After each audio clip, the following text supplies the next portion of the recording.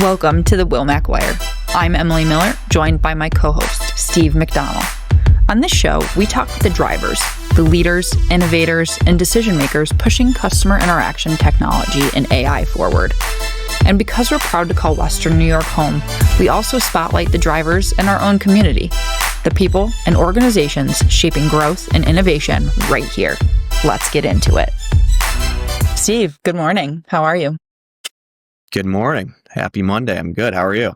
Happy Monday. Yeah, we've got a big episode on the Wilmac Wire coming this week. A big week in general for Wilmac, but we'll start with the guest for today. But we've got a return guest coming, Mr. Bob Duffy from the Greater Rochester Chamber of Commerce, President and CEO over there.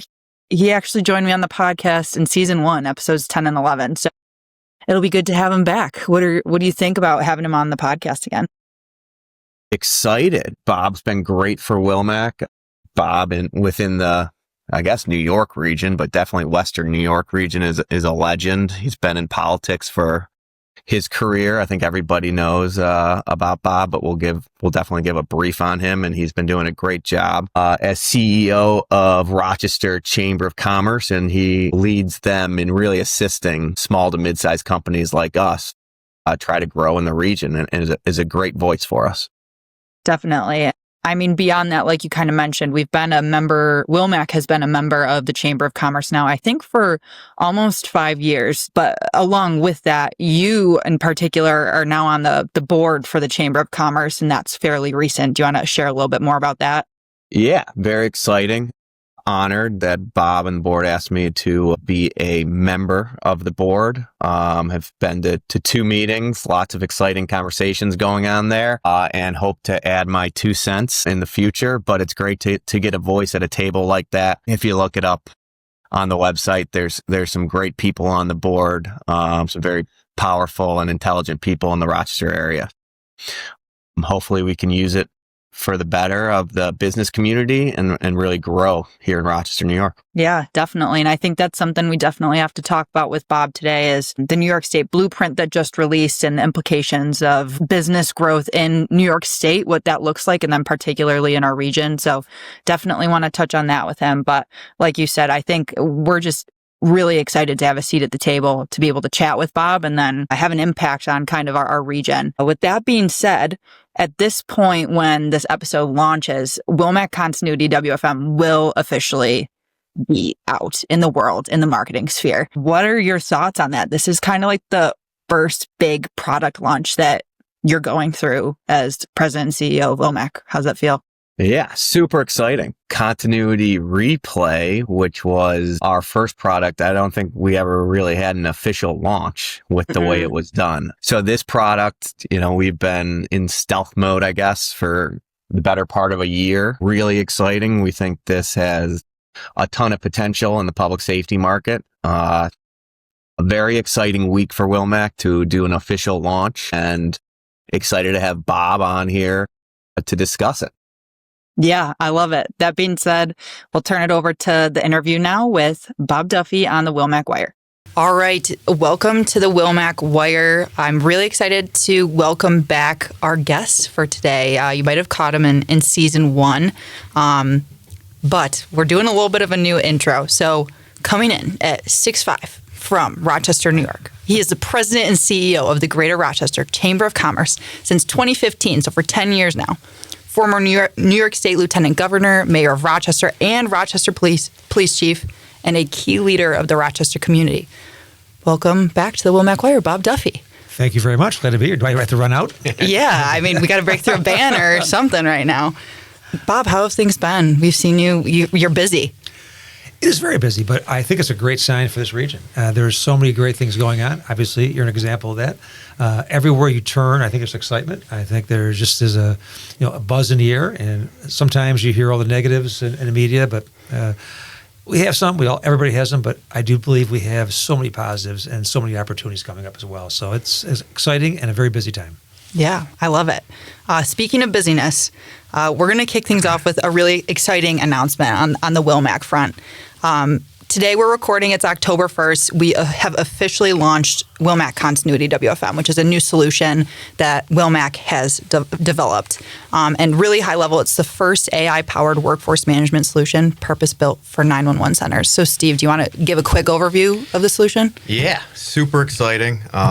This is our third solution that Wilmac has built, but I would say this is the first time that we've done it end-to-end with our own development team and are actually experiencing a launch. So very exciting for Wilmac. For those of you who don't know, Wilmac was kind of built on reselling call recording software to 911 centers. So we have a ton of experience, a ton of customers in Ontario, throughout New York State, Pennsylvania, New Jersey, and Connecticut. And probably, I would say, out of anyone in the United States, we are built for the 911 centers. With that, our other side of the business is contact center. Our vendors specialize in a solution called workforce management. And workforce management is basically a platform that today large contact centers use for scheduling and forecasting. So 24-hour scheduling can be very difficult, forecasting when people are going on vacations, holidays, all that. And this platform has been around probably since the 90s. Most of these platforms are what I would kind of call legacy platforms. Probably 2 years ago, we found a little niche from one of our better customers, Toronto Police Service, and they came to us and they were struggling finding an application for this. At that point, Continuity Replay had kind of taken off. We were excited about that. We decided, kind of in partnership with Toronto, that we would build the first workforce management platform built specifically for PSAPs, or as most people would know them as 911 centers, or 311 up in Canada. As we started to figure out how we wanted to build it, obviously AI has played a big part of it. So we wanted to build it a pure cloud SaaS platform that's powered by AI. So we're very excited. I believe, and I hope I don't get caught saying the wrong thing, but I believe we are the first AI-powered workforce management solution that is built specifically for 911 centers. So very exciting. Obviously, I talked about Toronto Police Services, who will be the first customer. We have also, compared to other products and services we've done in the past, I don't think we've ever seen the type of attraction. So we have sent out no marketing yet, but very little emails to potential customers, ideal customer profiles. And we are batting like 90% return rate on those. And we've done over 20 demos. We have 10 to 15 SOWs and proposals out there already. So we're very excited. We feel like it's a product that can scale. It can take us national, international. So very exciting. I definitely want to give kudos to our dev team. Yeah. They have been head down for 18 to 24 months, building this from scratch, working late hours. So Bob Pease and his team, they've done a great job. So definitely give props to them. And we're very excited to get this thing going. Yeah, so really great news there. It physically hurt me to not talk about this on the marketing side for a while now. So it's such a relief to share about it now. Emily and I went back and forth for probably 6 months. About when? On me wanting to keep this kind of stealth and not get this out into the open. I didn't think we were quite ready, and I didn't want competitors hearing about it and getting any ideas.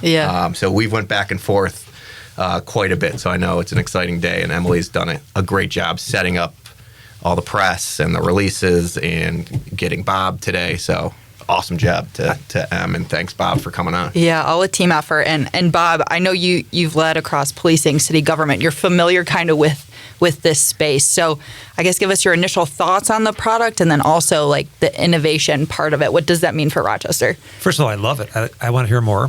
In my police career, I worked with Toronto Metro Police. They're a great department, very progressive, very forward-thinking. Most Canadian police departments are. But it's exciting. And 911 is a critical component of public safety in really our region, every region. And I also believe the use of AI. I love AI. I'm certainly just trying to learn it, use it as much as I can, and ChatGPT and everything else. It's a phenomenal resource for us. But it really epitomizes what we're proud of here because, first of all, congratulations to have to me, an innovation, a technology innovation with AI created right here in Rochester by Wilmac. Number two, it really reinforces this tech hub that we're in, Rochester being at the center. We have so many bright, incredibly gifted people here, especially with technology at our universities, that I think being the first to kick this off, I think it's great. And I would offer our services to market and help because we would send letters out and support as well. Our own 911 center here is run by Mike Soretto, a very esteemed former state police leader, great guy. Any way that we can help, letters, phone calls, what have you, from NYPD to across the state. I think there's a lot of contacts that we have that we'd be happy to share, but I'm very proud of you for doing it and really give your team a 2 thumbs up shout out. That's great news. Yeah, appreciate that. And to that point, I know you guys were very helpful with our sales team with the new Next Gen NG 911 funding that actually last week Kathy Hotzel just announced that it was being released. So exciting time for all 911 centers in New York State as they are getting a bunch of funding to move into kind of the next evolution of technology. And I think it's great for all our communities to get this great technology in our 911 centers that we need. I agree. I love the emerging technologies. I think it's something that people should embrace. Anyone that rejects it, don't reject it because either get on a bus or the bus will run you over at some point in the future. So learn it. And you don't have to be a master of it, but just learn how to use it and utilize it. It's exciting. The AI things, the applications that we use right now are great, and it's exploding. So kudos to Wilmac. I think that being the first really out of the box, they have technology like this in 911 centers. And again, I'll read my offer here to write letters of support. You're members, you're on a board. We do that routinely. That's one of the things we do very well, and I think you're going to end up catching fire with this one. But the greatest thing is it's made right here in Rochester, New York, downtown. Right here in Rochester, most of our dev team, born and raised in Rochester. Yeah. A lot of our IT alums. Yep. So one right here. Yep. RIT. So go Tigers. Yeah, I was just there last night. All right. I'm going to divert us away a little bit from Continuity WFM. If we naturally go back to it, that's okay. We can keep talking about it however long you guys want. But Bob, you recently shared a document with us, the Blueprint for New York, Creating a Roadmap for Change. And it talked about how New York State, it's one of the toughest places to build and grow a business. What was your reaction to that? Well, first of all, we were part of it. We were partial funders, so we helped fund it. We participated. We hosted a meeting in our office, a very crowded meeting. And I do believe the document is a great snapshot of not just criticisms, but opportunities for New York State to support and expand business. Unfortunately, politically, you have a faction across the state and country that is anti-business.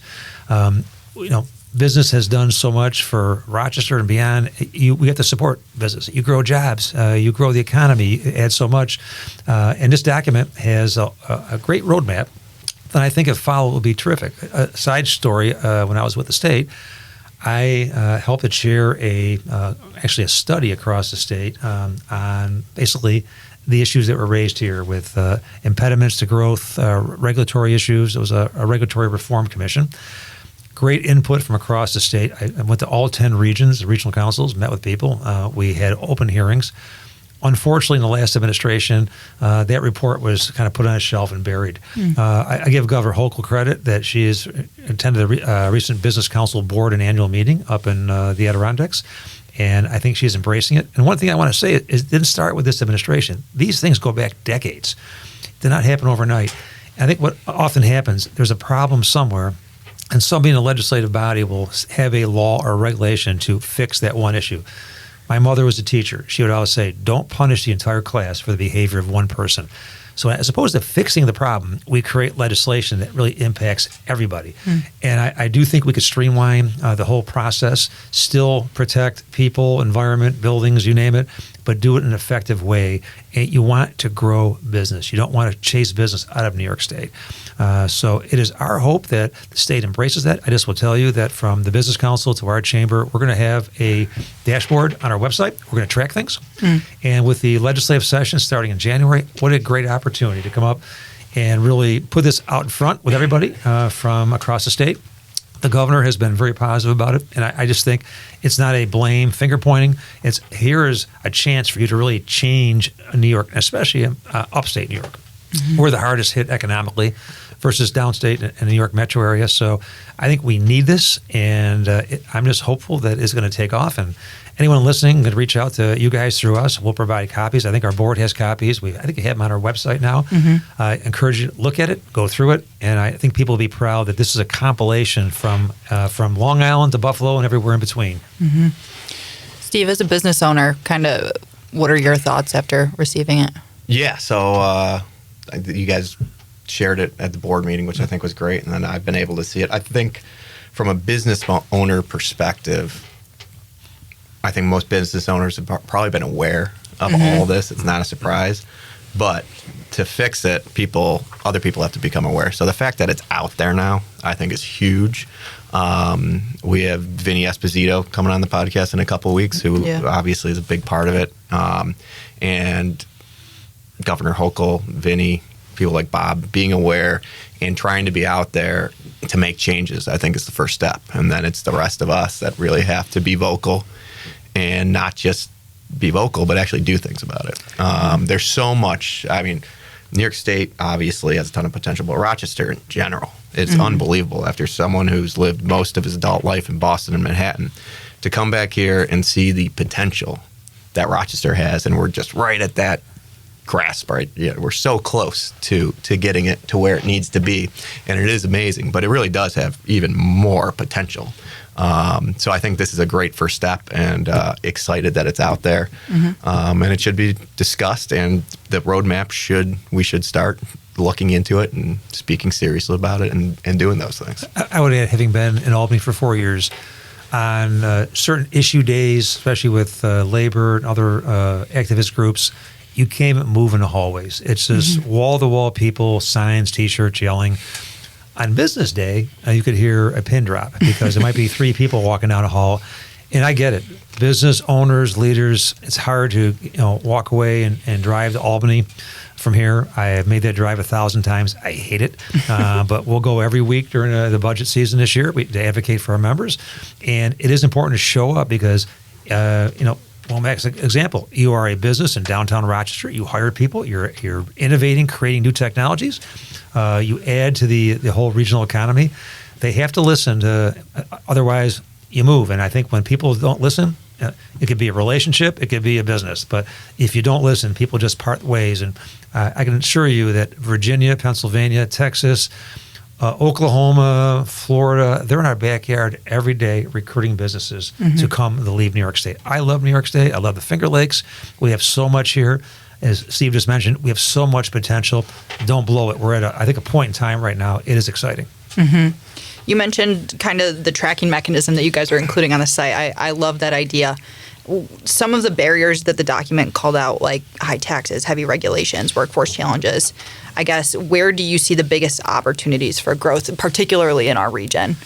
I think the tax and regulatory environment has to change. I think we need more available energy and power. And I get the climate issues. I don't talk to climate deniers any longer, but I do think the timeframes put on climate legislation are unrealistic. We don't have enough renewables to power things right now. And I'm all, the governor said this, I agree. All hands on deck. We need gas, renewables, nuclear, until you build up the grid. And a grid in downtown Rochester is very strong. The farther out you go, Ontario County and beyond, it's often very challenging. And people blame utility companies for, the cost for development, but they have to charge the developer or the ratepayer. And it may be $5 million for a hookup. And I think what there has been is a lack of infrastructure for decades in New York State. And I do give Governor Hochul credit. I think they are trying now to invest in infrastructure. They're all about renewables and the climate, but I also think that you can't stop natural gas right now. Nuclear is clean, and it powers a lot. I think we have to look at everything and keep, again, wind, solar, all super important to the future. But right now, we need more power. So regulatory issues, I think taxes, and just supporting businesses. Speed. I mean, you're in business. You don't want to apply for something and wait 6 months. I mean, and I used to go crazy with some of the things that in Albany, it'd be on someone's desk for 3, 4, 5 months. I think we all can agree our desks are pretty clean every day because you know what, you get it off. You whatever comes across, you get done. So I think it's kind of changing I hate to use the word paradigm, but maybe changing the mindset that we're here to support citizens, support our businesses, support growth, and anything that slows it down, we need to fix. Yeah, to that, kind of off script here, but you were kind of mentioning Pennsylvania and everybody coming in to get our talent. And Pennsylvania announced recently, a huge investment in AI, especially within the data centers. I think it was a couple $2 billion. And the upstate New York region, particularly the western New York, is set up pretty well because of the fresh water, the open land. But obviously we just don't have the power and electric for it. So to that point, if there was some way we could figure that out, we'd be even more attractive economy for people to come into. I agree. I think it's investing in the infrastructure and making sure you especially, you might not put one in a metro area downtown, but we have rural areas here. There's space. We have an abundance of water, everything. And that power we need. We have Empire AI out at UB, U of R. We have all these great emerging technologies and support systems, but you have to support them. And I do think it's playing catch up. I know the governor gets it. We have a great relationship with the governor's team, including Vinny Esposito. We're in contact, probably to the point of being a pain in the butt sometimes, but we get to them. We're very respectful, but they are very responsive. And what I always appreciate is either a yes or a no. Tell me you can't do it or tell me you can do it. Don't string us along. And they've been very good with that. Good. Yeah, I just moved out to Byron, New York. I'm surrounded by cornfields. Yep. Plenty of room out there. It's ethanol. All right. Let's instead of talking more about the state, let's talk more about Rochester. There's a pretty wide variety of industries that are represented in Rochester. I guess, Bob, you've been so involved just in the community. It's part of your job, part of your responsibility. Where are you seeing kind of innovation coming from? Is it more from the AI piece? Is it the photonics part? I guess, chat more about that. Combination of things. We have 19 colleges and universities, mostly universities now. They've switched over. Very few colleges left here. And we really are just creating just a tremendous amount of brain power here. RIT and U of R are the biggest, so I would give them, and medical end, a U of R, technology, software end, RIT. But I see that those areas, medical technologies, emerging. The Tech Hub, which I mentioned earlier, I mean, we're right in the center. Syracuse, Rochester, and Buffalo, being in the middle, that's where a lot of the meetings will happen because there's a shorter drive. That is not only about semiconductors, but it's also about other technologies coming in. Just a designation publicly and federally made a big difference. I always go back to a book called Jumpstarting America. It was written by 2 MIT professors probably 5 years ago. They studied 102 regions across the country. What's the next level of technology centers away from Austin and Boston, the West Coast? And number one, after the study, Rochester, New York. So we have what it takes here. I think we just have to go with it. And Kodak is still alive. Kodak is, they're not as big as they were when I grew up and maybe 20 years ago. They're still a factor here. We still have Kodak talent is still here. So I think mostly the technology, software, medical device, healthcare area, I think are probably our greatest strengths right now. Semiconductors aren't produced here, but the photonics, that investment is still going strong. Photonics is one of the reasons why the Tech Hub is here. A lot of it moved to Albany. State made decisions on that, but there's still a faction on Lake Avenue. And it's really right now all hands on deck, but I'm really surprised that it hasn't gone a little faster, but there are so many bright, gifted people here. And these young people coming out of our colleges, we need to keep them here because to me, we export that talent. That's the number one export. We need to reverse that. I think we'll grow even faster when that happens. Right, yeah. I mean, what do you got to add? No, I agree with all that. I was going to kind of ask about construction and development too, but before I kind of dive into that, one of the things that I am relatively surprised about, RIT generates, top of the line besides, Stanford or Ivy League schools, top of the line software engineers. And I don't know this fact for sure, but I would guess 75% or higher are leaving Rochester. Yeah. Going to Silicon Valley, Boston, Manhattan. And we are happy being one of the only software companies competition-wise, but I'm stunned that Rochester doesn't have more people trying to develop software within it. We have technology, IT companies, but not really pure software SaaS plays. And I would assume a ton of kids are coming out of RIT with that skill set. So that surprises me that we haven't had more of that, and maybe we need some more leadership on that. But you'd think with what we have at RIT, there'd be more of that coming out. I think it was probably 2 RIT presidents ago mentioned that in one of our meetings, the same thing, about these kids go elsewhere. They graduate, they're super, super smart, and to have a software development company here, I mean, we have those that develop technologies off it, but I agree with that. And I don't know why it hasn't happened. I think we need to really pursue that investment. We have plenty of space. And I just met with a group last week. It's more of a cloud company coming into Rochester. They're going to have a connection with another country coming in, very well known. And they said they'll be staffed almost entirely by RIT grads at some point, which is, to me, it's a blessing having them here. Yeah. We just need to keep them here. Yeah. Exactly. And I think to add to kind of your note on the educational piece, like Golisano Institute, we had Ian Mortimer on the podcast a few weeks ago. They're bringing quite a few people into the region from what I understand, and I know they're trying to do that more. But organizations like that, too, first of its kind, it's really interesting to see what they're doing and how they're kind of creating community in Rochester. I'm a big fan of Tom Golisano. I have been for a couple of decades. They are doing phenomenal things. I've been there so many times, and I know you've been there as well for presentations and events. You can just feel the vibe when you walk in, and and Tom sits in the back, kind of humble, watching things like a proud father. And the staff they have, I like everyone on that staff. They are just top-notch professionals and great people, and it's such an asset. I know they're going to be opening up another location in Western New York at some point, and I think their first year has been very successful. And to have access to Tom and his contacts. He brings in people from across the country, even a globe, to talk to these students. You can't buy that kind of access. And they're doing things for other industries here. They're like an open door. I mean, I get an invitation probably once every 2 weeks for something there, and try and get there as much as I can. But they are a huge asset, and I hope they keep on growing. And they're not competition with our other colleges and universities. Right. They're an asset. And I think it's not just college-age students. It's really, mid-career people going back. And I go back a couple of decades. I would have been tempted to go through that. I would have loved to. Anything that Tom has done is really turned to gold. Not just his philanthropy, but his business instincts, his investments. And that's one more victory. And I think that's going to be like his capstone, too. Yeah. And he's so proud of it, and he should be proud of it.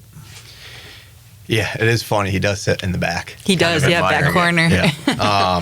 But also, I mean, I think the younger people in Rochester might not know how big of a deal Tom Golisano is and what he's accomplished and what he's done.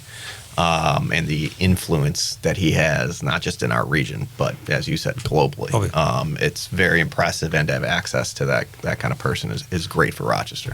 And he's a self-made success story. Started off in, I think, his basement of his mother's house. So he's not a silver spoon person, and I think his book, Built Not Born, kind of reinforced it. I read that. Some parts I laughed out loud with, because I know some of the people he mentions in there. I told my daughters, you should read this. It's a great read, but it makes you very proud that Tom is from Rochester. He's never forgotten where he's come from, and he still, I think, hangs out with his friends where he grew up with. And he was a pretty good baseball player in his day as well in high school. I've heard great stories about that. It's a great book for those who haven't read it. It is a great book. Yeah, definitely. I also just saw, I know you mentioned he played baseball at Roberts. They retired a jersey of his, that sort of thing.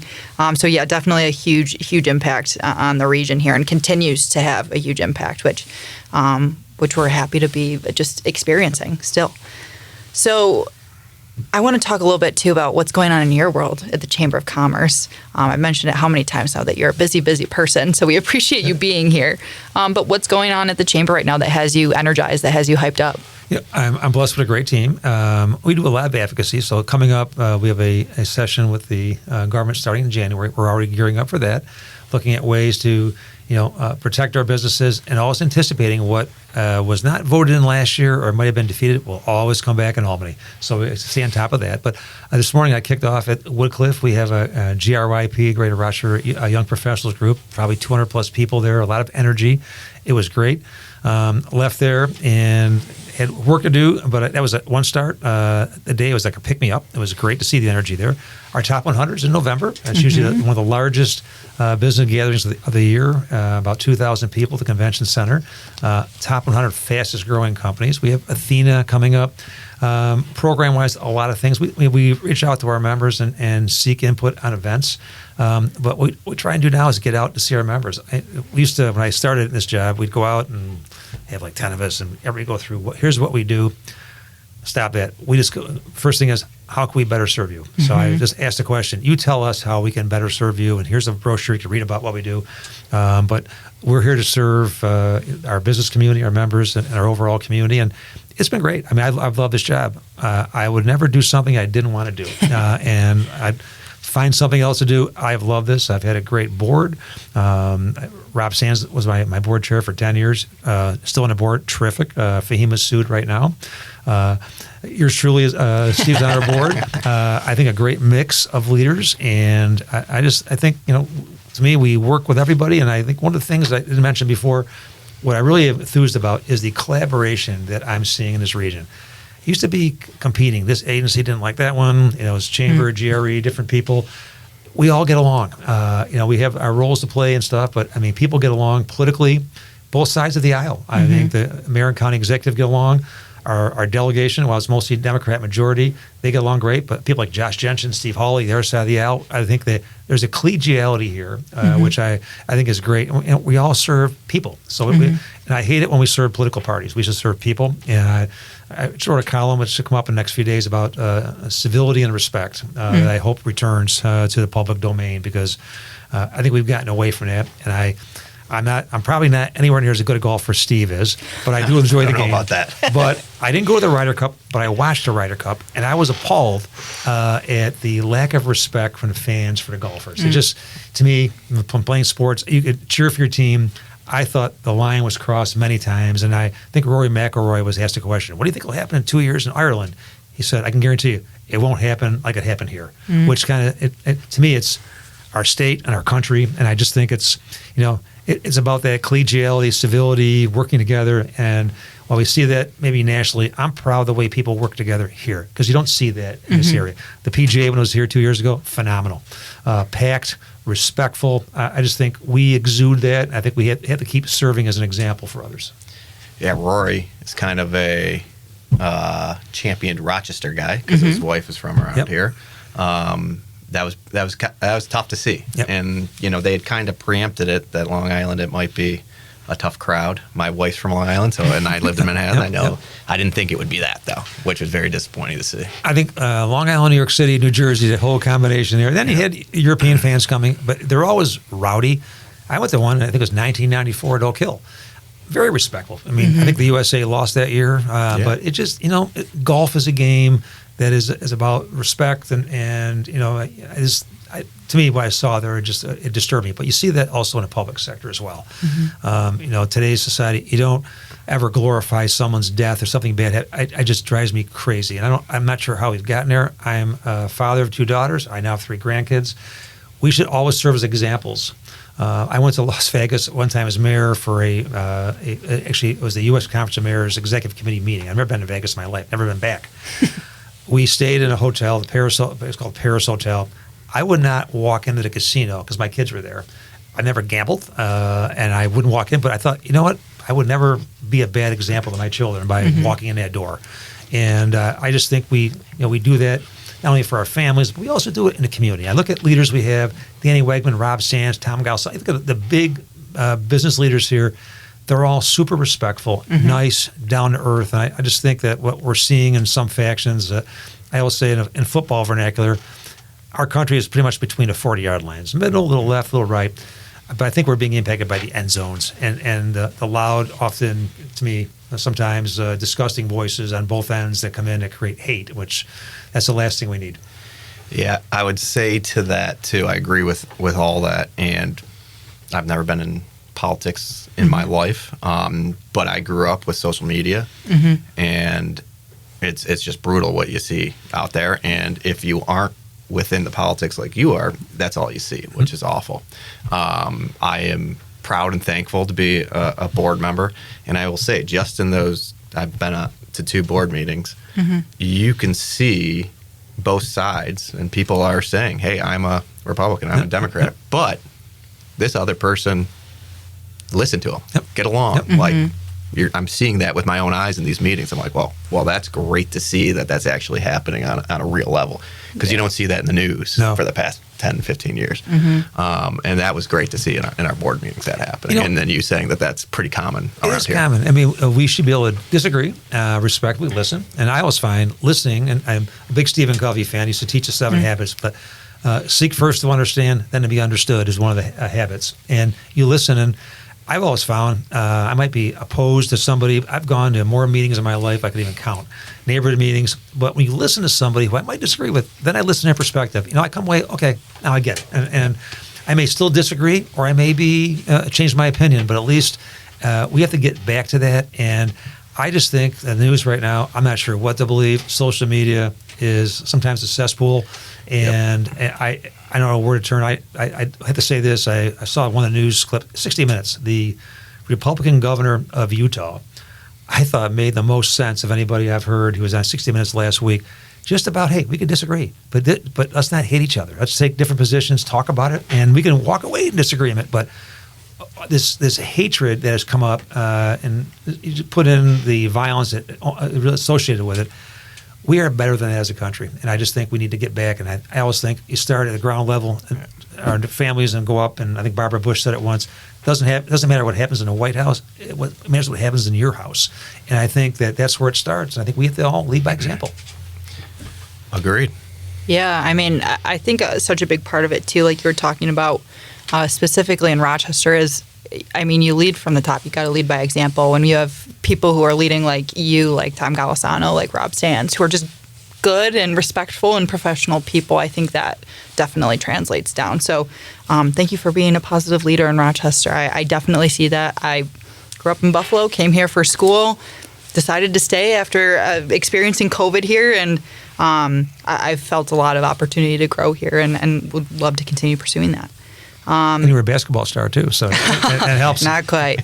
We got a pretty good 3v3 team in here in this room, if we say. I mean, I'm the shortest one, and that's saying a lot. I was our center in school. So, all right, Bob, last few questions for you, but we've talked a lot about kind of where you're seeing where things are going. What's your strategy heading into the end of 2025, beginning of 2026 with the chamber? It's funny you mention it. We have a meeting next week with our team, and looking at challenges and opportunities. I always call it Q4, which is October 1st starts our 4th quarter of the year. And then getting into 2026, I'm going to also organize a planning process. I think planning, I don't believe in 3 or 5 year plans for us. I think 1 year at a time, because things change so much. But we're going to try and just get super organized. And complacency has never been in my vocabulary, so we have to keep pushing and getting better. And, I think it's anticipating the needs of our members in our community. And all the issues going on right now, there are some, a lot of challenges coming up, but I think there's also opportunities. And I never get too distressed, because I think in politics, one party will trumpet something as this is the best thing, that's the worst thing. You have to kind of sift through and find out where the facts are. And I think we have a lot of great things going on here. I think Steve mentioned that earlier. The talent, the opportunity, the mere fact, you come back here, you really energize this company in downtown Rochester. You unleash a new technology today. I mean, you're bringing energy to the city. I mean, so Wilmac should be proud. It's a great example, and that's why we wanted you on our board, because you're doing something. We want people who are doers, and I think I would say the tariffs are going to be a challenge for us. We have one member just lost like $3 million in the last month or so on steel. We need to manage the tariffs. We need to look at legislative issues and fight for those. A lot of the energy issues I mentioned, I think some of the challenges are that. And I mean, telling people, listen, our businesses, they are not climate deniers. But one CEO told me, it was last year, that if we are forced to move out of New York State because we can't meet some of the regulatory issues they're putting on us for climate, if I go to somewhere else that's less regulated, I have a worse impact on climate. So work with me here. And I think that was a very common sense approach. He was trying with his company to meet some of these standards. And I said earlier, it's not the standards so much, it's the time frame. Maybe add 10 or 15 or more years down the road, get there. You can't do it now. I mean, we've been waiting for Buffalo Bills Super Bowl win for a long time. You can't change climate in less time than that. So I think we just need to just be patient, get on that journey over time, but just don't drive people crazy or out of the state trying to accomplish it. Yeah, we talked earlier about New York State and some of the difficulties. I think you just hit something really important. The companies want to work with the state. They want to do it. So it's like, let's figure out a way to work together instead of putting these tight deadlines. Let's do it. Let's work together and figure out a way to get this done, and it's the best for everyone. So it's almost like looking at it more of a partnership than, hey, you got to do it this way or you're gone. I think sometimes in Albany, and it's every administration, they hear from a few voices. They create legislation. You have to get out and listen to people. One of the gifts that I had when I was lieutenant governor was I was put in charge of regional councils. I went to every single one, 2 meetings a month for the first 2+ years. So 20 meetings a month, every region here. I would kick it off 30 seconds. I would sit there and listen and take notes. Didn't talk much. I just listened. I would be able to make 10 things every meeting. I'd be emailing commissioners on the way back. We have a problem here in North Country, a problem here in Binghamton. They'd be fixing it. To me, it was the eyes and ears for the governor, but I learned so much about issues and problems and trying to cut through some of the red tape. And it's one thing if you can call somebody and get something fixed. That's okay. It helps one person. You have to fix the systems. That's why I go back to this study that came out. I do think if we really and collectively work with the state to really make some deep-rooted changes in that environment with regulatory issues, I think the state will take off. Because right now, we have to pay a lot of money for companies to come and stay. If you make it more competitive, they'll come themselves. But I think that the state will actually save money and grow more, really their revenues and coffers by lowering that regulatory issues without impacting anybody. I just think some doesn't make any sense, and nothing should take 6 months or 2 years to approve. You should be able to figure it out. Yes, no, and I think businesses would say yes. Tell me yes or tell me no. If it's no, I can make a decision and do something else. Don't string me along for 3 years and all of a sudden it's not going to happen. Or the administration changes. And I just think we have to, again, go back to that speed for business, accelerate that. And I respect all the advocates. I may totally disagree with some of the stuff they bring up. I'll always respect people's opinions. But you know what? I also think in the end, make a decision based on a common good, not what these 20 people think over here. And you see it every day. I think affordability for everybody right now is going to be a key. I mean, I do think that prices, I say this at work, my wife and our kids are grown. I go to Wegmans, I have the short basket. If I have one steak here, we eat very simply. You can't leave for less than $100. And I'm wondering for these families with 5 or 6 kids, and God bless them. And then utilities or rent and mortgage payments.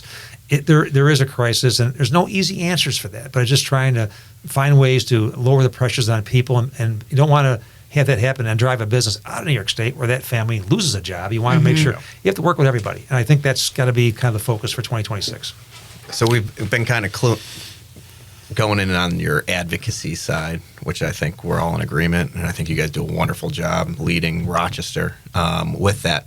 One of the things that I'm not concerned but kind of wondering, what is the biggest challenge of getting local companies to sign up for the chamber? Is that something that you guys see a lot? Is it go back and forth? Is it just awareness? It's a combination of things. It's a great question. Kevin Downey, if he was here, he would take up the next podcast hour on this one. You have your legacy members, all the big companies that have been there, and they don't need the chamber. They have, huge staffs, and I'm thinking of Wegmans and Constellation and Paychex, but they're there. They support everything.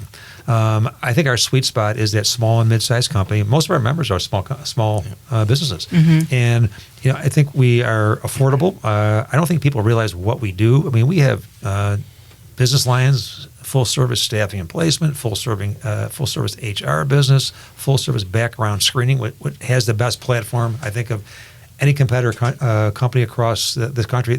We have customers outside New York State. We have things that we do. I mean, to me, if somebody calls and we're up, if you email me and you could test me sometime, Saturday night, 8 o'clock, I'll get back to you Saturday night, 8:05. We're on all the time with stuff because we realize there might be a crisis happening. But I think getting people to realize that, you have a civic responsibility too. Have your people get involved. I mean, network, relationships, meet other people, support other people, learn, advocate. If 10 people show up in Albany, you might get a meeting with somebody. 200 people show up, you'll definitely get meetings with somebody. And I always say CEOs and companies should count their employees. And you represent a lot of people. If you take just our board alone and count all the employees, it's an enormous group. Not that people are going to all vote the same way, but you know what? If their livelihood depends on these decisions, they may make those decisions. And I'm very apolitical. I am to me, we work with whoever's in office. I don't blame any one party. We work with everybody. But I think both parties sometimes have the same issue, whoever's in power. We just need to take a step back and just look at how do we keep people here in the state, how do we keep businesses here. And, I'm assuming I know I'm not the billionaires. Tax the billionaires. I hear it all the time. It sounds great. I mean, every rallying cry with signs sounds great. But the billionaires leave. And when they leave, they take their income tax revenue. And I can't think of the people. Florida has benefited greatly from that mantra here. And you want to keep them here. You want them, pay their fair share, but don't drive them out. And if you lower taxes, most businesses, I'm sure, if you had a huge influx of savings next year in taxes, you're probably going to reinvest in your business. You're going to invest in more technology, people. I mean, that's the part that I think people have to realize, that by lowering taxes, you're not like taking care of your quote unquote friends, as they like to say. You're really growing the economy. And one of my friends, Bill Strasberg, former Wegmans executive, I see Bill quite a bit. I remember coming back from Buffalo for a meeting one time. He just said, I can't understand it, Bob. If people just realize, cut taxes across the board, you will see a huge influx of investment. But I don't think that's what people believe now. And I don't believe in socialism. I believe in conscious capitalism, that, capitalism, but also we take care of people and we try and grow, everybody have their votes go up. It can't be just a few people benefiting. But I just think right now we're at a point where all these factions are growing, and it's the populists right now that are getting people's attention. But you know what? They can't deliver on those promises. I think they're deluding people at some point, and that makes matters worse afterwards. I think we just need to look at what has worked, listen to some very smart people, economists that really have done this, and then try and chart a course. Yeah, and to the billionaire part, I agree with you. It's not only the money. Most of the billionaires have huge operations and corporations with millions of employees and families that are going to be going with them. So that's a whole another tax revenue that is leaving. And throw Wall Street. Look at the Wall Street revenues, the dependency of New York City on Wall Street revenues, and they're going to Florida and Texas. Yep. We want them back. I think we have better climate up here in many ways. Listen, we like the cold. And Florida's nice. I would never move out of the state. I just think we have so much here. And you drive around to Finger Lakes and really see what we have here. We have a lot of New York City transplants up here, and I think you came back. I have a daughter that went to Cleveland, then Chicago, came back. When you look at affordability, what you can buy here versus the metro areas, even though real estate has gone up, I think you have a great deal here. You could be anywhere in 20, 25 minutes, with the exception of 490 east and west nowadays with bridge construction. But I just think we have to capitalize it and keep people here and look for ways. Don't chase them out. Keep them here. Yeah, lifestyle is something that we need to showcase more. I mean, as you said, prices have went up, but not near what you're used to in the bigger metro places. So between that, the weather, the seasons, I think, are phenomenal. There's no traffic, again, other than right now. Normally, there's no traffic. Yep. Great lakes. I mean, there's so much here, and your lifestyle is just easier, more enjoyable lifestyle than living in these big metro spots. Absolutely. You can hike, bike, run, walk, swim, boat, you name it, all within an hour of where we sit right here. And you can't do that all the time. And if you live I have family in D.C. and Atlanta and out in your San Jose, you could sit in your car for part of your life every day, where here you don't. And it is a great place to raise a family. And hopefully, and I think they have a business if everybody can get behind and really make sure they support those businesses, in which I'm really enthused with this study, going back to that. I think if we are diligent and the leadership in Albany embraces this as an opportunity, I think we're going to be on a good path forward. Great. Awesome. I guess, Bob, just to go back to your quick point on awareness of the chamber, if there are any small to medium-sized businesses listening to this podcast, speaking from a member perspective, like when I started here 4 years ago at Wilmac, we had just become a chamber member. The amount of resources that we've been able to tap into that you guys have provided, the people that we've met because of it, the networking, the educational aspect, and you guys just have a lot of incredible people like leading the charge. So thank you from that perspective. And to anyone listening, you should definitely become a member of the Chamber of Commerce. Greater RochesterChamber.com. Yep. And we're on LinkedIn, all social media channels, but try it out. Just come and test it. Kevin Downey is our membership director for over 20 years. And, I appreciate the comment. I always say I get to work with a great team like you guys do in Wilmac every day. And I'm really proud of doing that. And if I didn't like it, I would do something else. And it's a pleasure to do it. And if people have any questions, reach out to us. One thing that was aggravating is sometimes when people don't come back and they're members and they leave, they never give feedback, and we want. If we can get better, we want to get better. So I think sometimes understanding, and I think I know we have several youth groups and young professionals going, which I think is a great thing. We want to keep those young men and women here, and how we could best serve them, because we're all doing the same thing. Let's just find ways to do that and keep them here and growing, because that's the future. Yeah, and to second what Em is saying, you guys have been great for us. You and Kevin leading the charge. But for SMB companies out there, I think one of the best things that Bob and his team do is that you have someone in your corner. And not all SMB teams and companies have that many people in your corner. So to have a voice, a prominent voice, a leader in Rochester in your corner, I think is a huge deal. So thank you for that, and I think other companies should probably be taking advantage of that. Well, I appreciate that. One thing we don't do, I get urged, you should talk tough, and we don't criticize anybody publicly. I don't believe in talking tough, but we are relentless behind the scenes. And I went to a funeral today of an old colleague from the city. He was a scientist. Dr. Andrew Turner worked at Kodak for many years, did quality teaching in this city. In my first career in the police department, he did a phenomenal job. And then when I was mayor, I hired him. He was our leader of innovation. Just super, super bright. But I spoke at the service today, and I gave a couple stories, but he had a comment he would use all the time in talking about change. And I said, that became my life motto. It really is. I always say, gentle pressure, relentlessly applied. And his push for that, and as we do in Albany and every place else, is we don't, we're never in your face, but we show up all the time. And I'm sure that we could be a pain sometimes, but we're respectful. We give credit. I'm really against taking credit for things. You give credit elsewhere. I don't like declaring wins or victories. One thing we didn't mention today was the unemployment insurance change. I want to give Governor Hochul credit, Harry Brownson from the Assembly, everybody. Look at your balance sheets in October.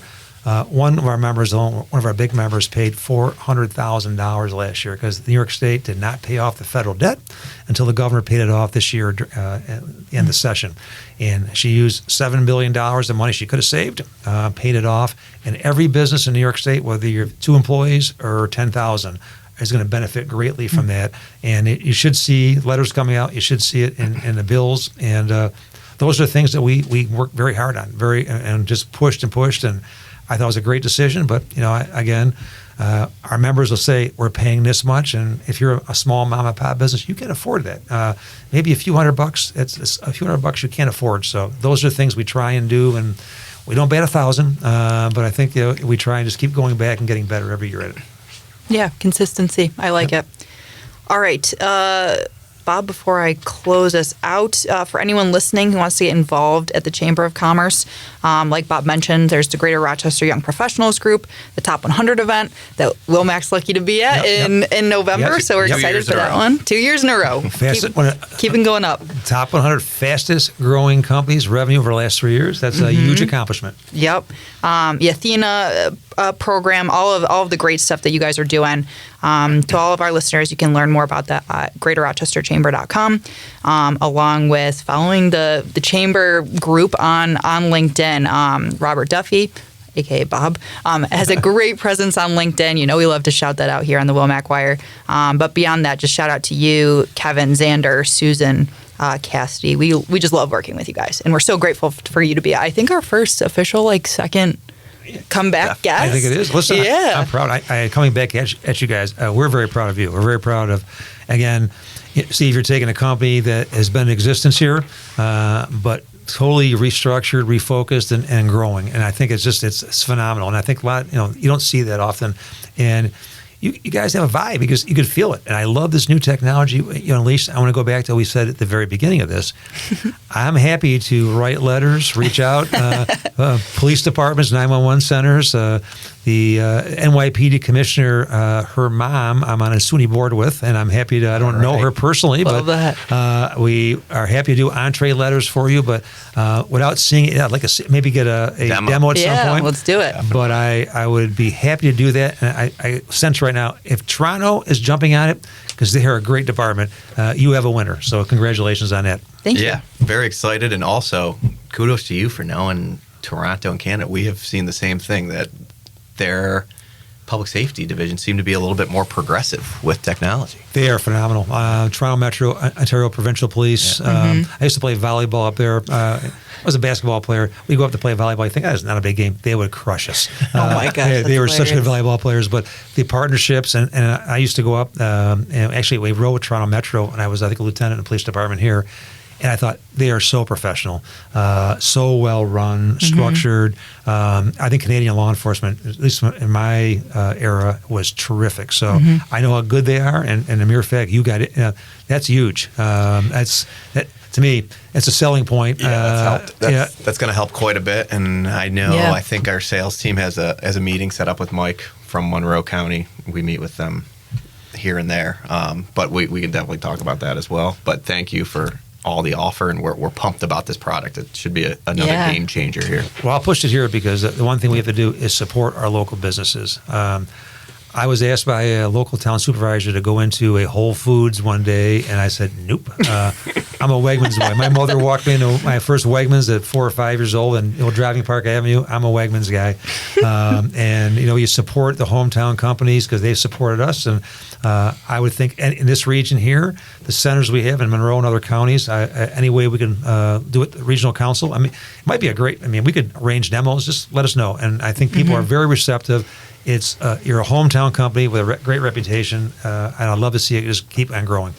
Appreciate that. Last but not least, I do want to shout out another local business, RockFox Studios, who we're using to record this podcast. This is pretty sweet. This is pretty sweet. Very nice setup. It's great. And if Xander Roaring is listening, our marketing, we're going to be out here soon because I love the podcast stuff. I've been out here twice so far. This is a great asset. And I really, the Wilmac Wire, I really applaud you for doing this. It's just a great vehicle to get information out. It really is. I read a ton recently.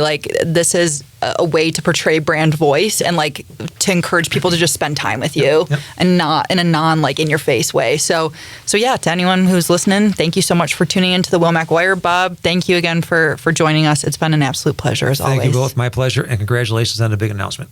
All right, thank you, awesome. Bob. Thanks, Bob. Appreciate it. Thank you for listening to the Wilmac Wire. If you like today's conversation, make sure to subscribe wherever you get your podcasts, or watch full episodes on our YouTube channel.